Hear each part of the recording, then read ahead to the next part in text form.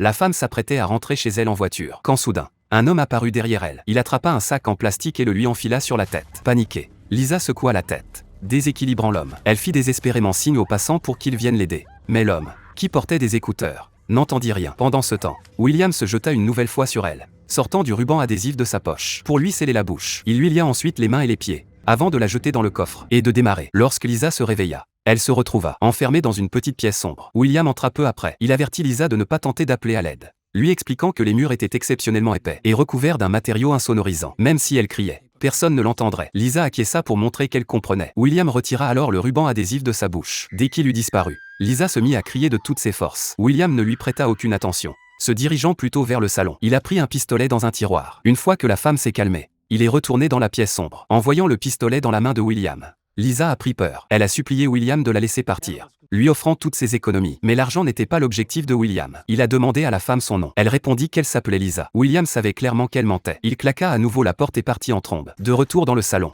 William vida le contenu de son sac sur la table, à la recherche de tout ce qui pourrait prouver son identité. Il ne trouva rien d'utile. Pourtant, il savait que cette femme avait tué sa femme. Il prépara le déjeuner, avec l'intention d'avoir une conversation sérieuse avec elle. Pendant ce temps, Lisa ne restait pas inactive. Elle réussit à libérer ses mains attachées derrière son dos. Au moment où William poussa la porte, Lisa passa à l'attaque. Alors que William tombait au sol, Lisa attrapa rapidement le vase sur la table et le fracassa violemment sur le crâne de l'homme. Puis elle se précipita désespérément vers le salon. Elle finit par apercevoir le téléphone sur la table, alors qu'elle s'apprêtait à composer le numéro d'urgence. William a sectionné le cordon téléphonique. Lisa a frappé frénétiquement à la fenêtre, espérant que quelqu'un l'entendrait. Hélas, personne ne vivait à proximité. Voyant William s'approcher lentement, elle a faim de se rendre. Puis elle a saisi une boîte de conserve en fer sur la table et l'a violemment écrasée sur le visage de William. Pendant qu'il gisait inconscient, elle a essayé d'appeler la police avec son propre téléphone portable. Mais il n'y avait aucun signal. Lisa n'avait d'autre choix que de se diriger vers la cuisine. Elle prit un petit couteau et coupa les liens qui lui retenaient les pieds. Puis elle se précipita vers la porte d'entrée, déterminée à s'échapper. Elle ne savait pas que William avait déjà repris conscience. William désigna le pistolet posé sur la table,